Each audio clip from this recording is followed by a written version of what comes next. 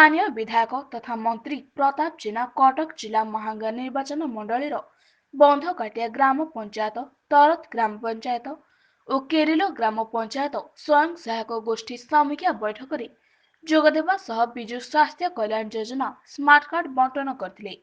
ଏହି କାର୍ଯ୍ୟକ୍ରମରେ ନିଶ୍ଚିତ କୋଇଲି ବ୍ଲକ ଅଧ୍ୟକ୍ଷା ଶ୍ରୀମତୀ ସବିତା ଓଝା, ପୂର୍ବତନ ବ୍ଲକ ଅଧ୍ୟକ୍ଷ गिरीश रंजन महापात्र, समस्त ग्राम पंचायत सरपंच समिति सभ्यମାନେ ଯୋଗଦାନ ଦେଇଥିଲେ।